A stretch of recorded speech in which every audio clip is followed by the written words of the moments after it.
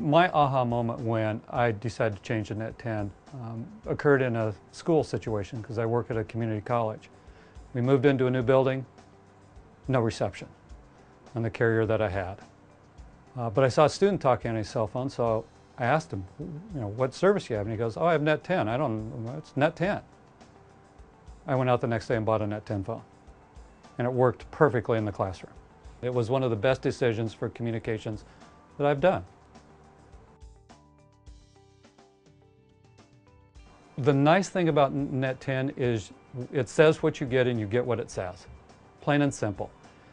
There's no fine print, there's no hidden contracts, there's no hidden meaning. I put a refill card in this. I'm good to go for however many minutes it is. Simple, painless. It is what it says it is. Cell phone contracts, to me, I understand why a company would want to keep you under contract. They want to keep you as a customer. I get that plan. What I don't like about the contracts or that process in general is all the hidden charges, the surcharges, the usage charges, the fees that they charge that aren't taxes.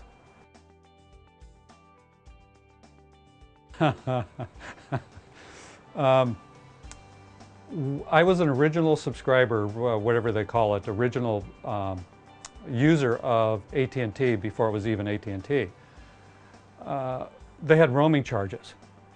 And I was traveling in Kansas City, and my work in Los Angeles called me. And I said, why don't I call you back because I'm in roaming? Oh, no, it'll take a few minutes. I ended up with a $490 roaming charge, or the company did because the company paid it.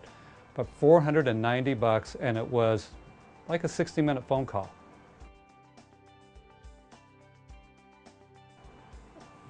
I never had that with this. There's no roaming charges, there's no additional fees. I didn't believe that, by the way. I did not believe that the ads were quite accurate. Oh, there's always going to be a charge. There's always going to be some fee. Never had one. Never had additional charge, never had additional fees. I save about 40 to 50% a month. Previously, I was paying with fees and all the add-ons on my AT&T bill about $90 a month for 2 phones. The phone that I carry with me, and my wife has a phone, and it's less than $50 a month. I think the last time I put a 1,000-minute card in this, of course, I put a 300-minute card in hers, and she's used it for 3.5 months. My usage varies every month depending on what my project I'm working on. When I started, I go, oh, I'll use about 300 minutes a month, and I could fill it up with a 300-minute card. I found that a couple of months I was putting more minutes in, which was very easy to do. I mean, when I loaded this phone with additional minutes, it was literally type in the number, that was it. It was done and over with.